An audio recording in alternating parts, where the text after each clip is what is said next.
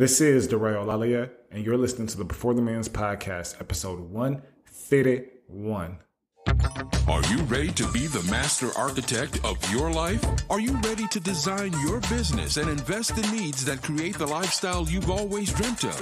Are you ready to learn from entrepreneurs and millionaires who have achieved a certain level of success? Hey, this is Derek, location-independent entrepreneur, and you are listening to the Before the Millions podcast. Hi, I'm Gina Lofton. I am an investor, and you're listening to the Before the Millions podcast. Hey there, my name is Heather Havenwood, marketing coach and global entrepreneur, and you are listening to the Before the Millions podcast. Hey, this is Mark Asquith, the host of the 7-Minute Mentor podcast, global entrepreneur and all-round geek, and you are listening to the Before the Millions podcast. I am MC Lobsher, the Cashflow Ninja, and you're listening to Before the Millions podcast. You're listening to the Before the Millions podcast. But whether you're looking to invest for cash flow or build an online business that allows you to be location independent, you've come to the right place.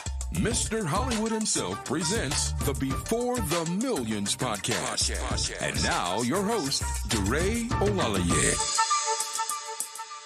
What it do, BTM tribe? Welcome to this brand new installment, this brand new episode of the Before the Millions podcast. And on today's episode, I am interviewing a data expert, a data miner, a real estate investor, a well sought out speaker. I mean, the list goes on. This guy controls $250 million in real estate assets, but he loves to be thought of as the Mad Scientist of Multifamily. He loves to be thought of as a data analytical expert because that's where his true passions are. And in fact, he made his name as a technologist.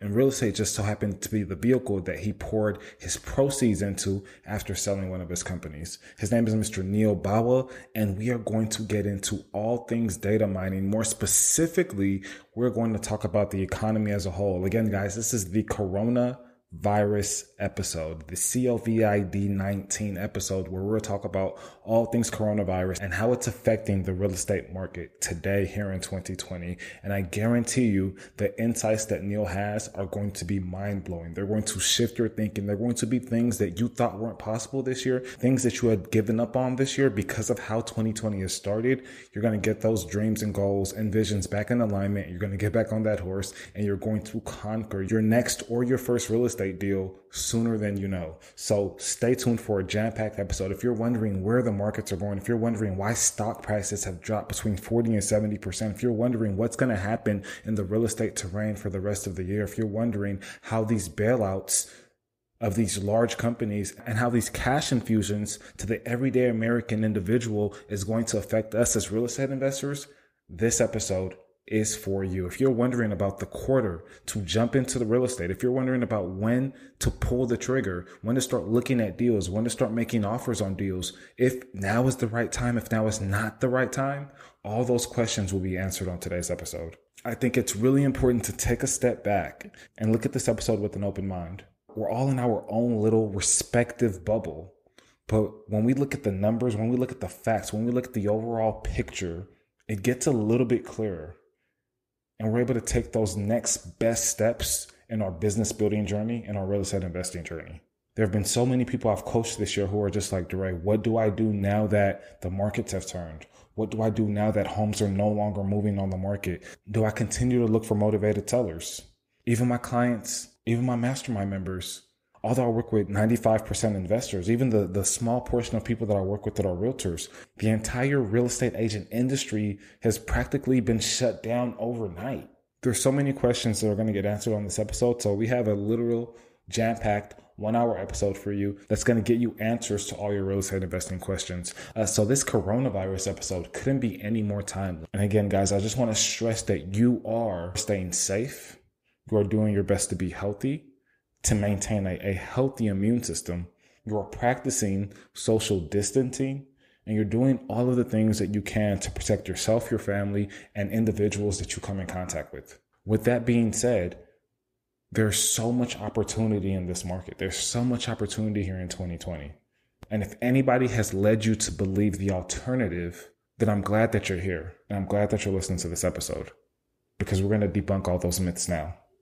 And if you haven't already been following on the Before the Millions journey, go ahead and subscribe. Once you subscribe, you'll be notified of every single podcast episode that comes out on this podcast. This will most likely be one of the most listened to episodes that we've produced. So I want to make sure that for all of the new listeners that are listening to my voice for the very first time, go ahead and subscribe to this podcast. Let's just even listen to the past 2 or 3 episodes. And I can almost guarantee you that if you love this one, you'll love all of the podcasts that we have in store for you. This podcast is all about lifestyle design and helping you ultimately get to your lifestyle design goal through a real estate investing vehicle. It's that simple. Use real estate investments, use passive income and a real estate business to ultimately, for a lot of you, leave your W-2 or your corporate day job. That's the mission of this podcast. That's what we help individuals do every single day. That's what I've been able to do in about 18 months when I started back in 2016. So I'm glad that you're here. Go ahead and subscribe to this podcast if you haven't been following on the Before the Millions journey so that you can witness 150 plus millionaires from all over the world tell you their story and how they become millionaires through real estate. And secondly, if you haven't been following me personally, find me on Instagram. My Instagram handle is Daray Olaleye, Daryolalaye. That's my first and last name. Go ahead and add me. Send me a quick DM. Let me know that you found me on the Before the Millions podcast. Let's chat, let's connect, and let's grow together. Post a whole lot about my travels. Most recently, I've been in Mexico for the past month. So I haven't really been on the ground floor when it comes to this whole coronavirus thing. But speaking with Neal really put things in perspective. And I was blown away. And again, you will be too. So add me on the grams. Let's get connected. And that's an added thought from my also valued longtime listeners. I want you guys who are already connected with me on Instagram and social media, I want you guys to send me a quick message, or if you have my email, Daray@beforethemillions.com, send me a quick message about your thoughts from this episode and any questions that you may have in general. I want to do a solo, which again, my seasoned listeners know I love doing solo episodes. I want to do a solo episode on just answering you guys' questions as it pertains to real estate, as it pertains to your journey, as it may even pertain to this particular episode. So if you have one question or if you have 10 questions, send me an Instagram DM. And let me know you heard this episode and that's why you're reaching out. You're sending me an Instagram DM and it can be in the form of a text or you could actually send me a voice message. And if you send me a voice message, I'll have the ability to play that voice message as a question live on the show. But if you send me a text, and I'll go ahead and read that text and make sure I get your question answered. So whatever questions you have, send it to me via email, send me an Instagram DM, send me a ping on Facebook Messenger, however you want to get in contact with me so I can go ahead and queue up an entire Q&A episode. So again, my Instagram handle is my first and last name, Daray Olaleye. So before we get into the show, let's first get into the tip of the week. Daray's tip of the week. So last week I had a few conversations with some of my one-on-one personal coaching clients around this same topic and really just, again, understanding how to look at real estate over the next 12 months. And before Neal, today's podcast guest, was able to bless us with so much of his knowledge, we still needed to be proactive in making sure that we're looking to invest in the right markets. We're noticing any market upticks or downturns, and we're paying attention to the little things like days on market and the actual inventory month over month that's available for us to purchase. And back in the old days, to be able to do something like this required either insider information, some type of license, or access to proprietary software and the works, really. I mean, the average person cannot really go out and data mine the type of things that we'd want to look for in today's market to be able to make educated guesses as far as where to invest and when to invest. But that all has changed over the past few years. And that's in part due to some of these tools and aggregators that have come about in the real estate industry. One specifically that I use is a tool called PropStream. And you may have heard of PropStream before, but may have never really thought about PropStream being one of those analysis wizards that really helps you understand where a market is going and where a market has been. Right. You may know PropStream as the all-in-one tool that really helps you generate your leads list, which is, again, a beautiful feature in PropStream that I use every single day. You may know PropStream for helping you vet properties, right? Running comps, getting mortgage balances, tax info, running title. You can do all of this with this one tool. You may know PropStream for calculating rehab costs for you, right? Your labor or your material costs based on the exact city that you live in, right? Because labor and material vary across the United States. You may know PropStream as the marketing tool to help you send out postcards, help you do your email marketing, do your voicemail drops, and all these other things. But again, even though it's an all-in-one tool for all these things, now in today's market, it's more pertinent than ever to pay attention to the individual neighborhoods, to the individual markets that we are investing in, and really just finding those pockets that yield the best returns, especially in terms of cash flow. So we use PropStream, and it's a tool that with just a few clicks of a button, you can have a full-fledged printed out spreadsheet that shows you forecasting of any and every market in the United States. It's simply amazing. And this tool is not only useful for you and your personal knowledge, but also if you're working with investors and you're using their money to invest in deals. And this is a super vital asset that you can use in your arsenal to give to your investors, to show them what the market trends are, to help them feel more comfortable, if need be, with a certain investment or with a certain neighborhood. So again, I find in these trying times that emotions are running high and we're no longer thinking from a rational point of view. So when I'm able to get out these numbers and these metrics week over week and month over month and show myself, really show my students and my clients, and again, also investors what the real estate market is actually doing, then it puts us in a better position to take control, and it puts us in a better space mentally, which is always important during times like this. I think the stock market proves it, right? I mean, we're seeing these 40 to 70% losses on stocks and bonds, and it's insane. And the driving force for many of this is fear and uncertainty. So if we can put a little bit more certainty back in what we're doing, and it's actually backed by the numbers, then I believe that gives us a leg up on the competition. So again, I use PropStream for about 90% of the tasks and activities in my real estate business. So if you want to use PropStream for free for the next 7 days, you'll get a 7-day free trial. All you have to do is head over to beforethemillions.com/deal. Again, this is the all-in-one investor tool that I use to operate about 90% of my business. Again, from generating lead lists to vetting properties, to calculating rehab costs, to marketing tools, and again, market analytics, which is something that we need right now, right? To make sure that we're moving forward in our investing journey in the most responsible way. We all know what happened in 08. We all know what happened in 09. And we want to make sure that we're steering clear away from that. But we also want to make sure that we're continuing to invest diligently and efficiently all across the board. So again, I use PropStream in my business to handle most of the tasks. And if you want your 7-day free trial to PropStream, just to check it out, just to see if you like it, it's risk-free. So after day 6, if you're like, dude, I totally hate this tool, then go ahead and cancel your risk-free trial and you'll still get that 7th day for free. So you have absolutely nothing to lose. You'll get immediate access to go ahead and generate thousands, tens of thousands of lead lists, from pre-foreclosures to vacants to utilities to liens and so much more. This is how I sometimes find fixers and flippers to off-sale wholesale deals too. You can find so many different types of lists. And again, you pay one monthly price. If you do decide to go past the 7-day free trial, you pay one small monthly price, which is about $99. And you have access to robust tools that real estate agents feel like are so coveted. Yes, you have access to MLS level data information. Yes, you have access to title information so that you can do your own title searches if you actually wanted to.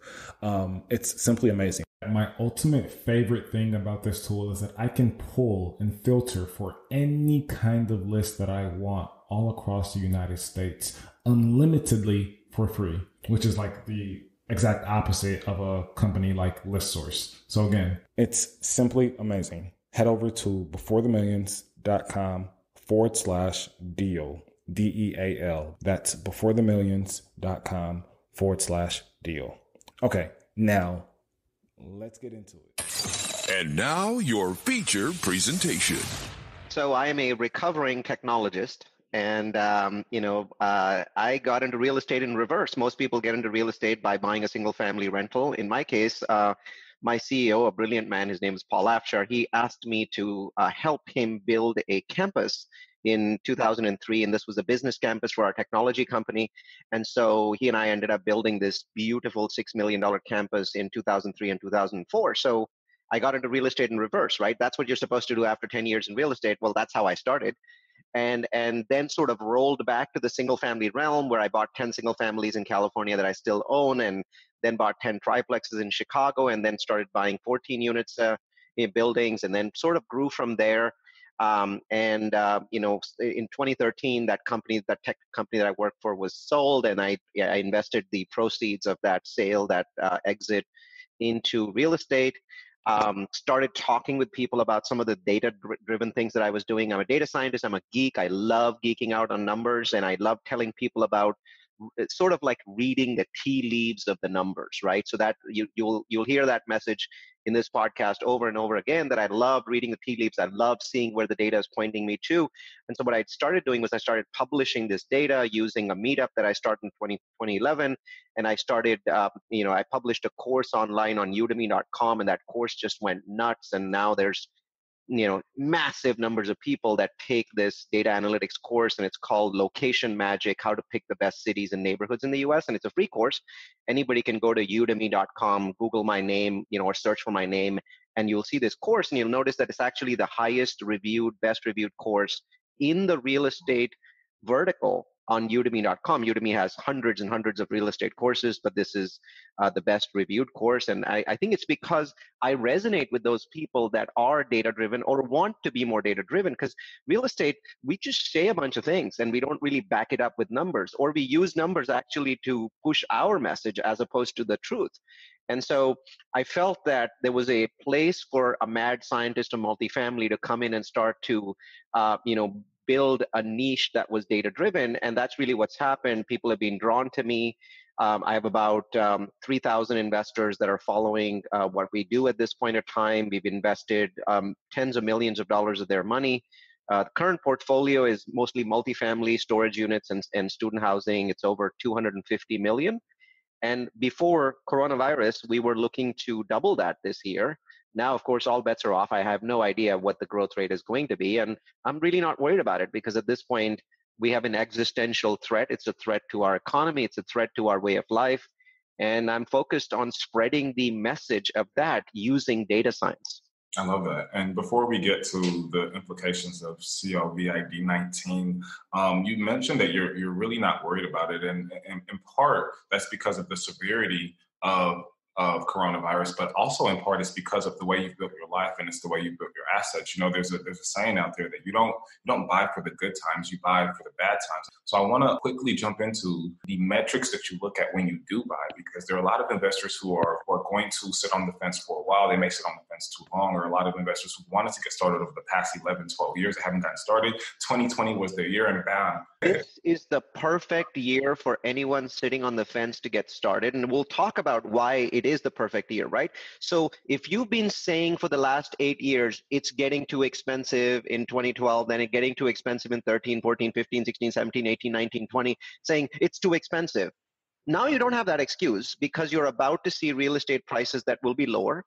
And those real estate prices will be lower for 1 to 2 quarters. So you have a very short window. It's not long. So don't sit there. Do not sit on the fence, because if you sit on the fence, you've already been kicking yourself for sitting on the fence for the last 8 years. Well, now you'll deserve the hardest kick you've ever given to your backside if you sit on the fence in Q3 of this year. So in my mind, you cannot have that excuse this year. You cannot. If you're numbers driven, if you're an investor, not a speculator, you cannot have that excuse this year. So going back to my portfolio, yes, I look at 5 things, and for the purposes of this show, this is not the focus. I'll just give them to you. I want population growth, and I want roughly 1.5 to 2%, annualized population growth. I want income growth. Real quick, Neal, are you looking on census.gov? Like, where are you looking for these metrics? Well, I use Google for population growth. I use city-data for most of my other metrics, and I use Department of Numbers. That's DEPT of numbers.com for jobs data, right? So those are my 3 sources. Because Google gives you population data for any area in the U.S. Just type in population space name of city. So I want 1.5% roughly of population growth in a market that I'm going to 1.5% a year. I want 2% or higher income growth. I want 2.5% or higher home price growth. I want the crime rate to be on city-data.com. When you type in the city, you go to the crime table, you go to the last row. I want the number that's on the far right, which is the newest number, the crime number, to be below 500. So that's an easy one. And by the way, all of these are explained in detail over 3 hours on that Udemy course. So once again, I encourage you to either go to udemy.com, or easier, if you want all of my webinars and all of my data, it's on multifamilyu.com. On the bottom left, top left is a link called Learn. Click it, click Location Magic, and all of this stuff in a structured course with Excel spreadsheets, with PowerPoint decks, is given away for free. And it's always meant to be free. There's no upsell. Nobody's going to say something like, hey, I have this audiobook to sell. And nothing like that. Here's a course, take it, use it. And now you must use it because your opportunity is coming. So so the fourth one is crime. And then the fifth one is job data. I want higher than 2% job growth. Now, there is not going to be any part of the country on Department of Numbers that for March will have job growth. All of them will be declining. So you've got to wait for the next 2 or 3 months, or just look at the data right before. In February, there's a website on the internet called the Wayback Machine, and you can run departmentofnumbers.com on the Wayback Machine and look at February numbers and use those to make your decisions in June, because obviously numbers in March, April, May are all going to be negative for every city in America. So you shouldn't use those. But you can use February numbers, and I know that those numbers will come back starting June and July and August as the economy recovers. So those are my 5 metrics, and I provided incredible amount of detail if you go to multifamilyU.com and click on Location Magic and take that course. Once again, you notice nobody pitching you anything, nobody trying to upsell you on anything. It's just information that you can use. It's fully packaged, it's ready. You never need anything again. You never need to talk to Neal Bawa again. Use that information and execute in Q3 when you see lower prices. That is my key message. I love it. And again, that's a sneak peek into what we're going to talk about here shortly when it comes to the coronavirus. So stick around for that. But ultimately, Neal, I want to make sure that that the listeners are clear that not only on a national level or on a state level are you going to use these metrics to maybe select where you want to start your journey, start your business, start investing, even getting a little bit more granular down to the neighborhood level. I think that there are a few statistics that you may or may not pay attention to, just because at a state level or at a city level, the metrics pan out to this different neighborhoods that have their own metrics, have different numbers, and some are better than others. So what do you look for from a neighborhood standpoint? So firstly, I look for income levels. I want roughly 41 to 71K income, median household income in those neighborhoods. And income lower than that will spike your delinquency, will spike your turns, will increase your local legal costs. Once you go above 71K though, your cash flow will drop to a point where investors will not invest with you. So if it's your own money, you can go up above 71K median income. If it's investor money, then I suggest that you stay at or around that 71K mark. You can go a little bit higher in expensive states like California or New York. You can go up from 71 to maybe 81, but don't push it too far because you won't get cash flow. That's a key piece. I want poverty levels in that neighborhood to be under 20%. You can get this information on neighborhoodscout.com, and then you want the ethnic mix, right? So you can get an ethnic mix from neighborhoodscout.com for any neighborhood in the US. You want a mix of ethnicities. You don't want all African Americans. You don't want all whites. You don't want all Chinese, because your marketing becomes much more expensive then. You want multiple ethnicities to like living in this neighborhood that you're investing in, because then your units just fly off the shelf because there's a lot of demand, right? So an ethnic mix that has, think of a pizza that has lots of pizza slices. That's the kind of place you want to invest in, right? So those are some of the neighborhood statistics. They are part of the Location Magic course. It's split into 5 metrics on the city side and 5 metrics on the neighborhood side. And if you apply all 10 of them, you might not get 10 check boxes. You might get 9 checked out of 10, and that's fine. My message is, Daray, don't go 3,000 miles away to find a city that checks off 10 check boxes. You might as well go 300 miles away to a city that checks off 9 out of 10. That's better, right? Because then you'll spend more time going there. You'll look at more houses. You'll reject more houses, right? Whereas if it's 3,000 miles away, you're going to say, 10 out of 10, Neal Bawa says buy, and you'll just buy some piece of garbage there, right? Because every city has crappy properties. Neal, you talk about 2 scenarios. right? There's two possible scenarios that we can go down when it comes to COVID-19. So I want to talk about worst case scenario first and what that looks like. And then I want to talk about the other scenario that's a possibility as a nation, or maybe even as a whole, the entire world, because I think we're all coming together for this. So what are those scenarios first? So scenario one is the scenario that we don't go into full-scale lockdown here in the US. So on March 11th, I published a video that said the United States will be in lockdown within 30 days. And then a week later, I changed that prediction to say the United States will be in lockdown within 15 days of March 18th, right? And as you can see, it's moving in that direction. So scenario one says we don't go into a complete lockdown. We let this thing just explode. In that scenario, 40 to 150 million Americans get infected. Between 2.4 million and 8 million Americans die in the next 3 months. Sounds crazy because we didn't lose that many people in either of the world wars. But that is the default scenario, believe it or not. And a lot of people are saying this is just the flu, don't understand this. I mean, there are people 30 years old that are hooked up to machines right now in New York, 30-year-old marathon runners with no history of smoking that cannot breathe. And if they didn't have a ventilator today, they would die. This is not the flu. The flu never did that to anybody. The flu killed a small percentage of the people that it infected, 0.1%. This thing is killing 1 to 1.5% in countries where the healthcare system is not overwhelmed. It's killing 5 to 8% in countries like Italy where the healthcare system is overwhelmed. Bottom line, though, is people have to be on ventilators for weeks for their lungs to recover. Currently, New York has approximately 3% of the ventilators that it needs, which means that we are about to see, and this is, by the way, at this point, and we're recording this on the 24th of March. This is inevitable. We are about to see a catastrophic tragedy take place in the state of New York. Now you say, Neal, we're not talking about the US here. We're not talking about the world. It's going to happen in many places around the world. It's already happened in Italy. It's already happened in Spain. But neither Italy nor Spain had a problem as bad as the city of New York does. So at this point, knowing what I know, I can predict that we are about to see a massive number of casualties in New York. And you might say, well, that's going to happen in the future. No, you don't understand how this virus works. Because people can be infected for 2 weeks without symptoms, those people that are going to die are already infected. We just haven't counted them yet.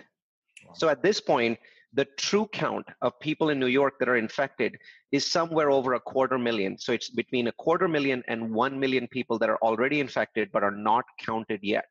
They don't have ventilators for them. They don't have hospital beds. And even if they had beds, they don't have people to man those beds. So we are going to see a tragedy roll out across New York. And it is our job to prevent it from happening in other places, to follow the example of California and other states. So on March 11th, when I recorded that presentation, I said the US will go into full lockdown in 30 days. People made fun of me, right? And people thought that for some reason this was a political statement. They thought that I was a Democrat and I was opposed to, business, and for some reason I didn't like Trump. None of that is true. I mean, this has nothing to do with politics. It has to do with math. Exponential numbers are the problem, Daray. The human brain is designed only to understand things like 1, 2, 3, 4. But the virus thinks in terms of 1, 10, 100, 1,000, 10,000, 1 million, 10 million. Yeah. On March 1st, we had 75 cases in the United States. On March 1st. Today is March 24th. I think we're over 40,000 cases.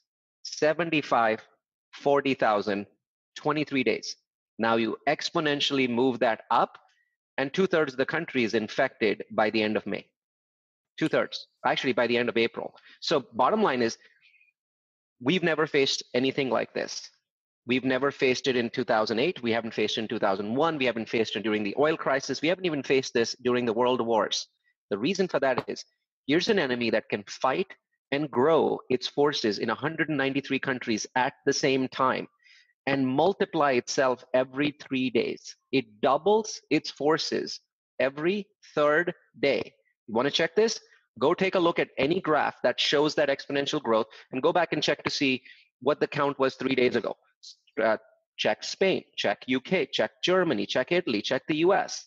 every third day, this virus doubles itself, which means that it becomes more and more powerful every single day in every single country in the world.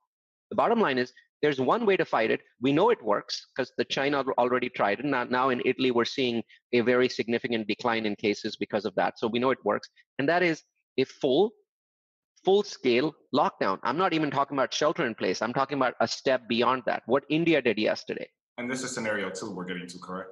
This is scenario 2.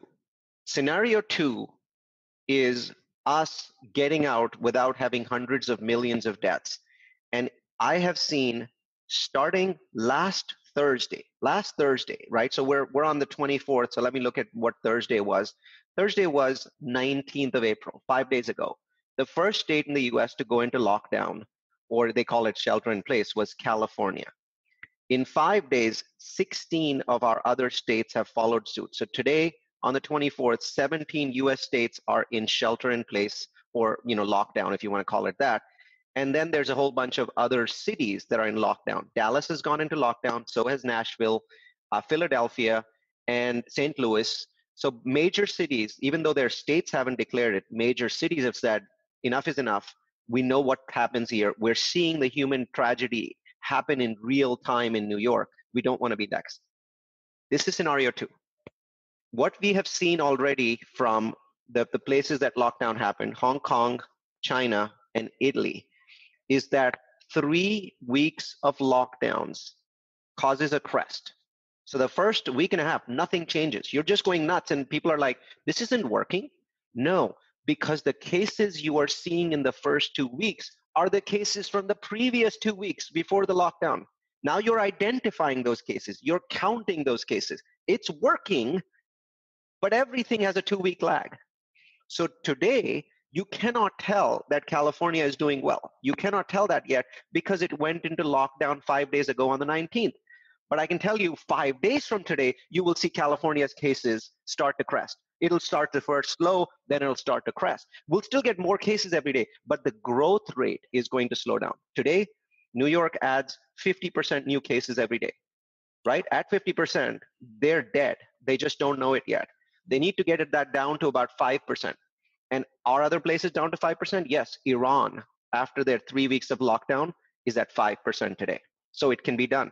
Italy was at 10% yesterday, and they haven't even finished their 3 weeks of full nationwide lockdown. It slows in every single case. We haven't seen any country not slow if it doesn't go into lockdown. The problem is today on the 24th, only 1/2 of America is in lockdown. 148 million out of our 323 million people are in lockdown. The problem is the other half.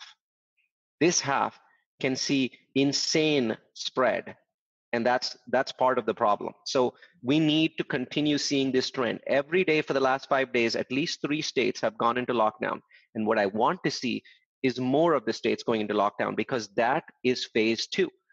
And so we talked about. I'm a little partial, Neal, and I'm a little biased towards Texas. So I want a little bit more info on Texas. And like I told you, I've been in Mexico for the past month. So I'm just now catching up with things and figuring out where things lay. If you have any information to give us or to look up. Really, in terms of California and New York, I understand they're going in 2 totally different directions. Where does Texas fall as one of the? Go ahead. Dallas has done well because Dallas is now in shelter in place as a metro. But Texas is doing really poorly. In fact, Texas is doing the exact reverse of what they should be doing, because their governor has made a public statement yesterday saying, I am 70 years old. I want to take the hit. Let's open up our economy. I don't think that this person understands what he's doing. I don't think that he is listening to the doctors. I don't think that he understands the exponential function. Remember, we're wired to do 1, 2, 3, 4. This virus is wired to do 1, 10, 100, 1,000. So by the time our mind gets to 4, the virus has gotten from 1 to 1,000.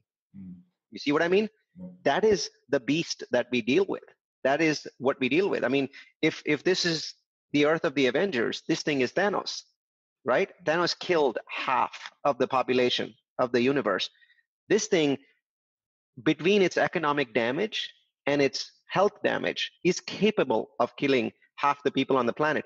Other countries are doing the right thing. we are doing the right thing only in certain states. Did you hear India went into a lockdown, not a shelter in place? They allow a 3-hour window every other day for people to come out of their house and buy groceries. 3 hours every other day. Wow. Otherwise, when you're in the street, they'll immediately arrest you. Wow. Bottom line is, that is what worked in Hubei. China showed us a way through this process. And scenario 2 is that process. And I believe we will get there. I believe, for those of you that want to know about this, I created a website called coronavirusrealestate.com. So easy to figure out, coronavirusrealestate.com. Go in there and watch my video on March 11th. And then, because you're watching that video on my website, you can click the YouTube link and start reading the remarks, and you'll see how many people didn't believe. And then a week later, when I updated the video, there were more people that were believing. And day after tomorrow, the 25th, when I update the video again, there will still be more people. So despite the fact that people mistrust what the media is saying, I think that there's more people that are beginning to understand the danger that we're in, which is why today, on the 24th of March, I believe scenario 2 is going to happen. And scenario 2 is the country goes into a lockdown, and we do it for 3 weeks, per state, some states starting, later than other states. And when we come out of it, we've controlled it to the point, we can't kill it, but we can control it to the point where we can have an economy again. I have to say Congress has done a really good job. As of today, that package is just about ready for signature. I think it'll be signed later today. It gives people 4 months of their salaries. That's April, May, June, and July. 4 months of salary. So in my mind, Congress has done a wonderful job. And that was what was needed because landlords need to get paid. The good news is yesterday, Fannie and Freddie announced that as long as we don't evict our tenants, we don't have to pay our mortgage. Yeah. Right? That was a big deal. A lot of people are saying, why should I get into real estate when my tenants don't pay? The answer is, as long as your tenants are not paying, you're not paying either. Yeah. Right? So there's a balance here. And at some point, your tenants will pay. Keep in mind that not every tenant all of a sudden is going to say, oh, I don't need to pay just because my landlord cannot evict me. Many of them will pay because money is coming in from the government. Yeah. Right? So not only are people going to receive $3,000 cash checks from the government, they're going to get employment benefits for 4 months. Yeah. No one in history has ever done 4 months of employment benefits for basically 1/4 of the country being laid off. Yeah. So this is a big deal. And this is a very positive statement. As long as we can do the lockdown, we now have the money to do the lockdown. We have the time to do the lockdown. So the only X factor in this solution is us reopening the country too early. Wow. We've got to let every area have at least 3 weeks of lockdown. If you want to learn from the Chinese, Hubei province came out of the province that was affected by the initial outbreak, 80,000 people. They came out of lockdown after 8 weeks. The Chinese are really good with math. They know what's happening. If we don't do 3 weeks or 4 weeks for all parts of the US, we won't be able to stop this. Then we go into scenario 1, and in scenario 1, real estate is worthless. Yeah. It's liquid, it's worthless. I couldn't care less about my properties at that point in time because the human tragedy will be so much greater that money will not matter. But in scenario 2, here's what happens. We slow this thing down. We have our lockdown. The lockdowns pretty much end at the end of April, right? So that today is March 24th. So it ends about 34, 36 days from now. And then one by one, states start coming out of lockdown after they've done their 3 or 4 weeks. They start coming out of lockdown and the economy starts to spool up again in May. Still, huge job losses in May. So April job losses, May job losses, June job losses. But by July, we should see positive job gains. And in August, we should see huge job gains. All of those jobs that were lost coming back because of the fiscal stimulus that we are injecting into the economy. But at the same time, in August, we should see lots and lots of single families, multifamilies, all kinds of assets that are distressed assets available in the market, not at 50% or 70% off like 2008. This is not it. If you're going to wait for 50% off, you're going to be waiting forever. But you might see 10, 20, and even 30% off, maybe in some parts of the US. Certainly in New York, you'll see assets at prices that you've never heard of. The lowest price of all is going to be New York, for sure, because no other state has the insane problem that New York has created for itself, right? By not taking the lockdown actions until they took them a couple of days ago. Should have locked down a week ago because they realized how bad their problem was. They chose not to lock down their state. So you'll see a huge number of bargains in Q3. You'll see interest rates lower than they've ever been. You'll see fiscal stimulus. You'll see the economy recovering. Don't hesitate to act, because you've kicked yourself for not doing it before in 2008, 2009. Make sure that you don't miss out on it this time. I love it. I love it. Neal, this has been crazy. This has been so much good information. I know the listeners just like, wow, like I'm blown away. And I want to speak to, again, maybe and we'll get into a little bit more of the investors who are looking to invest in the future, and also the investors who invest now that are still looking to invest here in the next few quarters. But I want to talk to the current investors who invest in multifamily, who invest in single family. And I want to talk to what things are looking like today. Like when you look at the real estate terrain in terms of sales volume, in terms of pricing, in terms of inventory, what sharp declines have you seen, and what things have you seen just remain constant? Nothing's remained constant. I've never seen anything like it. At this point of time, banks are backing away. Banks are requesting 12 months of mortgage, in pounds. So that's raising the amount of equity that we're raising. Banks are pulling back and saying, I'm not going to give you a loan for as much. The value is down. And then, unlike single family, where mortgage rates are going down, and multifamily mortgage rates are going up because banks are freaking out. So there's no good news to be had in commercial real estate for the next 2 or 3 months. There's good news. This leads to us all making more money if we stay in. The key is you have to survive the next 5 months, next 4 or 5 months. You have to survive. And you've been given the tools to do that. If you have properties, apply for mortgage abatement, because they've already allowed you to not pay your mortgage. So don't fight it, because there's only so much you can tell your tenants at this point in time until those tenants mentally feel better. And I assure you, the news will get a lot worse, especially because of New York, before it gets better, right? Very few people are going to realize that they're going to listen to the human tragedy over the next 30 days in New York and assume that all of that is going to happen to the rest of the US. I'm telling you, it might happen to a few other places in the US, but it's not going to be the same. New York didn't act in time. Right? Many others have acted in time.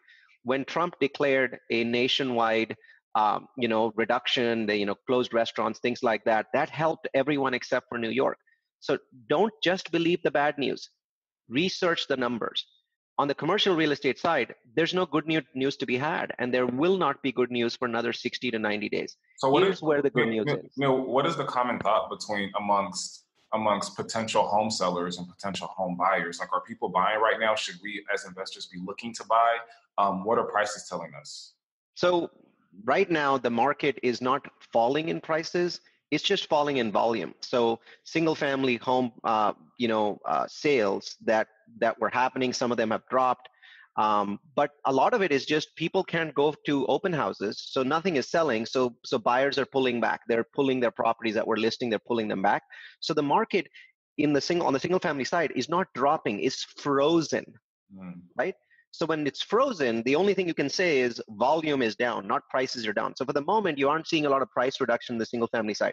Multifamily is seeing price reductions. Why? Because people are retrading. So everybody who was in contract is coming back and saying, hey, I haven't given you earnest money. I'm going to retrade this property. I'm sorry, I can't pay you the same price because the bank is not willing to accept that price. They're not willing to give me a loan. They want more money. The value of the property is down. So multifamily very quickly, you've seen price drops of, 5% so far. It's a very small window of time, but we've seen about a 5% drop there and a lot of retrading activity going on. But as of the last 2 or 3 days, multifamily transactions are also freezing because no one can do due diligence. Banks are closed. Cities are closed. So transactions have simply stopped. And I don't think that they will start up for the next 30 to 45 days. And in 30 to 45 days, we will have good news. Everyone will have good news. 2 kinds of good news. Number one, practically every tenant that lives in every multifamily in America will have received somewhere between $2,000 and $3,000. I'm assuming that it's a family of 4, so $3,000. If it's a family of 2, then $2,000. If it's a family of 1, then $1,000. right? So they will have received helicopter money being thrown from helicopters practically at them. And then on top of that, they would have realized that they don't need to pay. They don't need to work for the next 4 months. They get paid a salary. Whatever salary they were getting in February or March, they get that same salary for 4 months, and they get paid to sit at home. So if they were serving as a restaurant waiter and they were making $12 an hour, they still get to make $12 an hour for up to 4 months. We've never done that across the board in the United States. And who does that affect best? I mean, the first things that those tenants are thinking about is, hey, I'm going to go get food. But after that, it's paying my rent, right? I mean, exactly. So rent is number 2. And so that is the good news for us. That's the good news we're going to hear about in 4 to 5, 6 weeks. Rent is always number 2 after food. And even though some people, many of those tenants realize that they don't have to pay their rent this month and they can't be evicted, we have lots of messaging. We're going to say, we can't evict you, but we can still report you, right? So, and keep in mind that we're going to queue you up for eviction. And so you don't want to get there, because whenever we can evict you, we're going to evict you immediately at that point in time. So we have tools at our disposal, and we're going to use those tools, right? And I'm not suggesting that we be nasty to our tenants. This is actually a time to be good. Yeah. This is a time to be good. So my primary strategy is, for every single property that I have, I'm going to apply for mortgage abatement, right? So I'm going to simply stop paying my mortgages. I'm going to let my banks know, who are at this point are very flexible, right? Banks are very inflexible right now if you want to buy properties, but banks are very flexible right now if you don't want to pay your mortgage, because they have received instructions from Fannie Mae and Freddie Mac to allow you to not pay mortgages. So I'm going to take advantage of that. And I'm going to try not to stress out my tenants or kill them. If they're paying, great, I'll take their money. If they're not paying, I'll give them options like, do you want to defer your payment for 1 month and I can add your payment to the next month? If they don't want to do that, I'll say, well, how about this month? How much can you pay me? Oh, I can pay $500. Oh, your payment's $1,000. Can I apply $500 of your deposit? And they say, yes, great. I make a lease amendment and I apply $500 their deposit. So I do as many things as I can, right, to help my tenants. And worst case, if they don't pay, it's okay, because I'm not paying my mortgage either. Would you consider single family renters a lot stronger demographic than multifamily apartment renters? Yes, I expect to see a lower level of delinquency in single family, but amongst like the higher quality of single family, right? So there are places like in Memphis, you have these $40,000 homes that people are renting for $600-700. I don't see them as being any different from apartments, right? So there's a lot. Memphis is just an example, but there's lots of places like that. But if you've got a single family renter that was paying you $1,200 a month for your single family home, I definitely you'll see lower levels of delinquency, because some of those people were not blue collar, they were white collar. White collar people haven't been laid off, their companies just sent them home. Blue collar people that were working for restaurants and airlines and airports, they're all going to get laid off if they haven't already been laid off in the last 15 days. So it's the blue collars that are affected. So it's not about single family versus multifamily. It's about, did you have a $1,200 tenant or did you have a $700 tenant, right? If your apartment complex had a $1,200 tenant, they probably didn't get laid off either. Yeah. I love it. This is all great stuff. And I want to do one last comparison in reference to us as real estate investors, as opposed to those of us who invest in the stock market or just invest in our 401k. And I know the stock market has taken a hit in the past month and a half.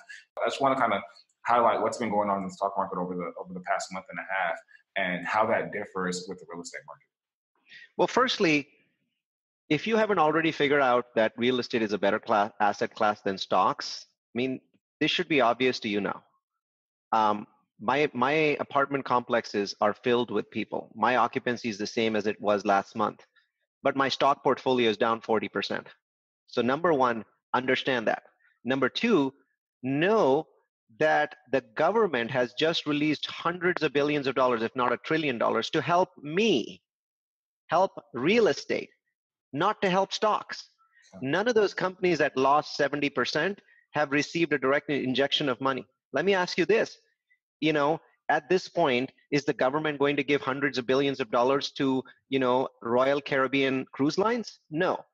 The government is giving hundreds of billions of dollars indirectly to the apartment industry because the money that is being thrown at people is really the people that live in apartments, right? If you look at their cutoffs, 75,000 in income, those are people that live in apartments.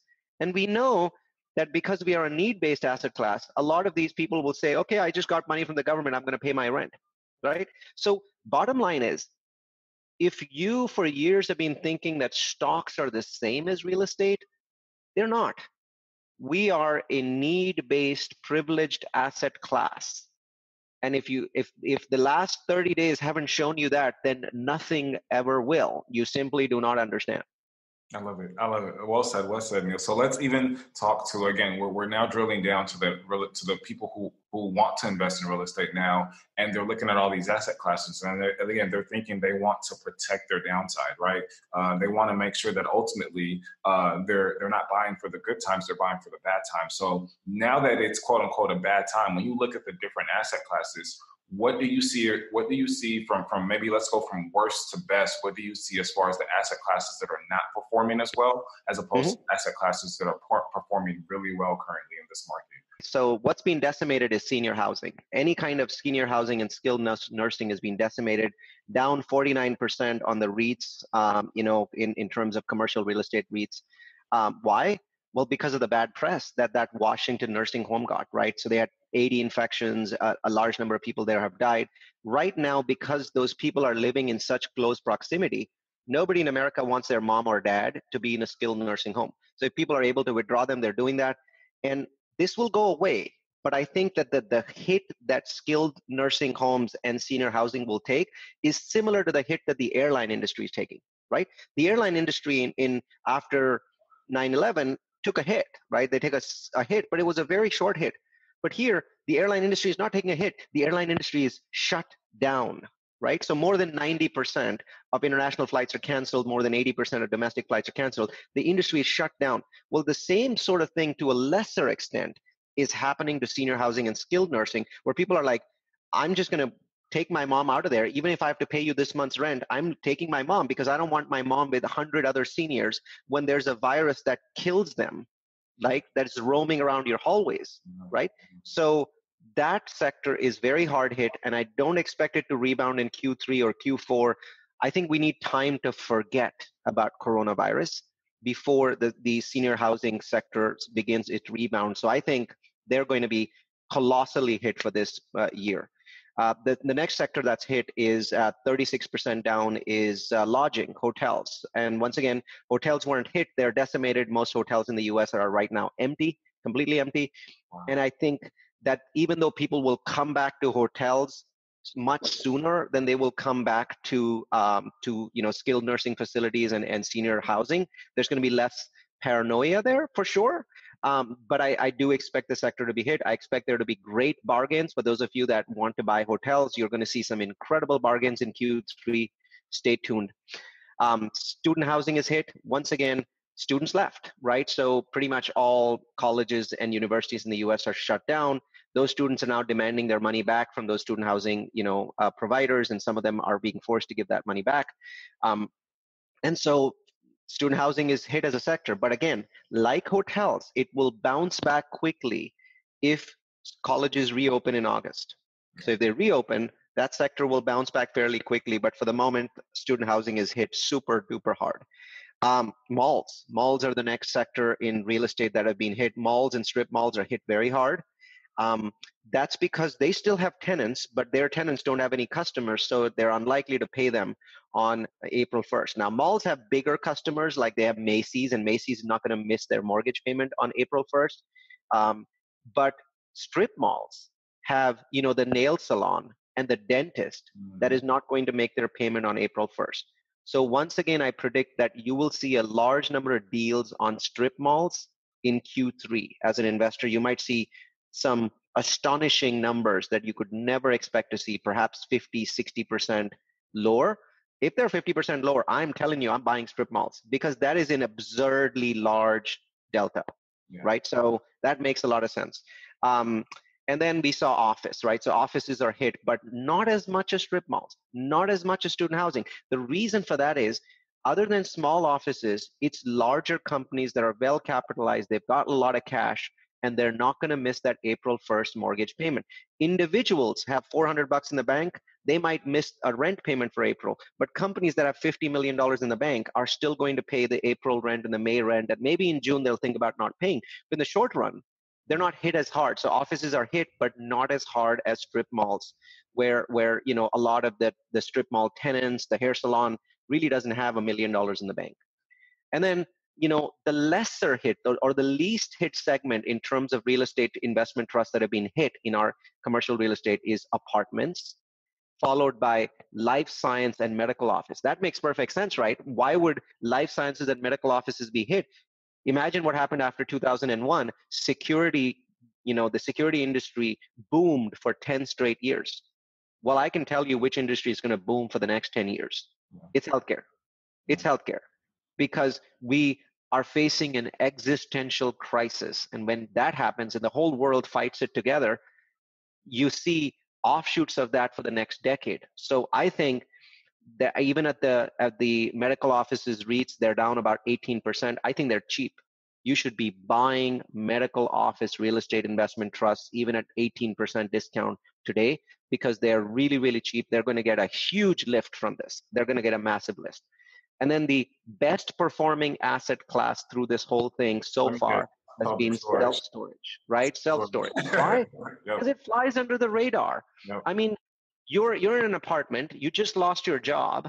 You don't go into your bank account and, a lot of self-storage payments, most of them are basically auto deduction from your bank. It's going to take you 3 to 4 months to notice that 60 or 80 bucks a month is going out. And right now, if you're laid off, the last thing you want to do is to save 80 bucks is to go rent a truck with money you don't have, to go to the self-storage. And when you take that stuff out, where are you going to put it? Because you might lose your apartment next month or the month after that. The bottom line is self-storage, I don't really see there being a negative impact for 3 or 4 or 5 months. And by that time, we would have sorted through this. People would have become more positive. We'd be like, okay, we're fighting this, we're winning this war. And I think people will just let that be. So unquestionably, self-storage is the sector that benefits the most, and that's what we've seen with self-storage REITs not getting hit much at all. Yeah, I love that. Wow, Neal, this has been a fantastic podcast episode. Leave the listeners with this one in terms of what you're currently doing, how you're looking at the markets, what you want to do in the future, and what you see the rest of Q2 and Q3 of 2020. Are you just holding on to your money to attack when the time is right? What's your current outlook on the market? Well, I'm buying self-storage. And so, if I can buy more self-storage, I want to buy that, because people are going to realize from this that self-storage is an underrated asset class. Other people are seeing what I'm seeing, where the REIT shares for self-storage are not getting hammered, and they're getting hammered for everything else. And so I'm buying storage. I am focused on managing my properties right now. My job is to manage my properties right now, not to be buying stuff. I'm a syndicator. And syndicator's job is not just to buy properties, but to manage them. And right now, management is a huge crisis. So I have to be in the middle of that. So I'm not buying a lot. I'm just buying some self-storage. And what I'm doing is I'm messaging my investors to say that when there's blood in the water, that's when you have to have, you got to have keep some powder spare. And so I'm telling my investors the opportunity to buy will come in Q3. It will be a better opportunity than any we've had in the last 5 years. Make sure that you're ready. Make sure that at that point you're not panicked. Don't just believe the bad news. The problem with this whole pandemic is that today, if there's good news, you don't know it yet. You're going to know it 15 days from now. There's this 15-day lag where you're only going to hear bad news, when in fact the news is good today. The pandemic is declining in the states that implemented lockdowns and did it sooner, like California. You don't know that yet, though, because you're seeing the cases from 15 or 20 days ago, and those cases are racking up and making things seem shocking. Oh my God, we have 10,000 cases yesterday in the U.S., and today we're going to have 15,000. People are just going nuts over this. No, there's a lag. There's good news. It's coming. Why don't you quickly touch on what the debt jubilee is? How do we prepare for something like that? There's no preparation for a debt jubilee. A debt jubilee is a worldwide forgiveness of all debt. And it is possible that this crisis will trigger the debt jubilee. So If a debt jubilee happens, I will buy as much real estate as I can, because a debt jubilee will make hard assets like gold and real estate valued much higher. So essentially, a debt jubilee is a coordinated forgiveness of the world's debt, corporate debt, municipal debt, federal debt, sovereign debt, any kind of debt will all get slashed all at one time. There's a number of people in the background running war games on a debt jubilee. You can't do a debt jubilee at a local or a national level. It has to be done at a world level. Why do you think something like this can and maybe will happen? Because the markets are becoming unstable. I mean, the world is adding up trillions and trillions of dollars of brand new debt because of this. If we become unstable, then the scenario that is known to work, that we tried it already in Greece. We basically cut debt in Greece, and the world watched and didn't do anything about it. So I believe it's definitely a last ditch option. It has severe consequences, very dangerous consequences, and so nobody is looking at it lightly. But a debt jubilee today is 10 times more likely than it was a month ago. Lifestyle design acceleration hacks. What is your favorite Before the Millions book? Well, that's interesting. I think that my favorite book would be The Miracle Morning, because I find that book gives you the gift of reading other books. So to me, it's the greatest book of all. I love that book. That is an amazing book by Mr. Hal Elrod. What is your favorite lifestyle design app? This can be a business app or tool. That's an interesting one. I think my favorite app is Slack. Slack gets rid of email. Email is horrible. Email gets lost. Slack, as long as you put it into the right channel, nothing ever gets lost, and people learn very quickly. So I'm able to onboard employees well. So I think Slack is an incredible replacement for email. What do you enjoy most about the way your lifestyle is currently designed? Freedom, not the money. And I'd like to say it's the money, but I think it's the freedom. I'm sitting at home. I'm relaxed. My kids, my wife, everyone's with me. I made more money in some years as a technologist than I've done in real estate. But the sense of freedom that I enjoy is remarkable. Beautifully said. What were the sacrifices that you knew you had to make before the millions to get to where you are today? A reduction in income. I mean, everyone ideal scenario, you should just smoothly slide into real estate while slowly reducing your day job income and slowly increasing on the real estate side. It doesn't quite happen that way, and it didn't happen that way for me. I think that what you do is you cover your base expenses, and then you take a leap. And if you're listening to this podcast today, I can tell you 2020 is a phenomenal year to get started. It's better than 2019, 18, 17, 16, maybe even 15. 15 was a great year too. It's a great year to get started because there's blood in the water. Wow. Love it. Who was essential to your growth before the millions, and why? My mentors. I mean, in the end, you've got to have great mentors. The CEO of my tech company, Paul Afshar, was a phenomenal mentor. My uncle is a Burger King magnate. He has over 100 Burger Kings, and I've learned a lot from him. So I think it's people in your life that influence you, and you've really got to be intentional about understanding that these people have a lot to teach you, and learn as much as you can. Wow. Last but not least, why do you think so many of us are stuck before the millions, even though we have every intention of getting to the millions? Because we don't love ourselves enough. We question ourselves. Why me? Why does it, need to be me?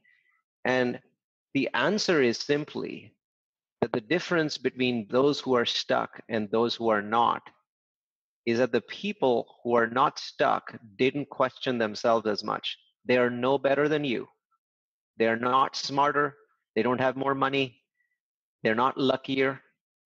None of those things are true. Those are all bullshit stories you tell yourself. The only thing was they didn't question themselves as much as you did. I love it.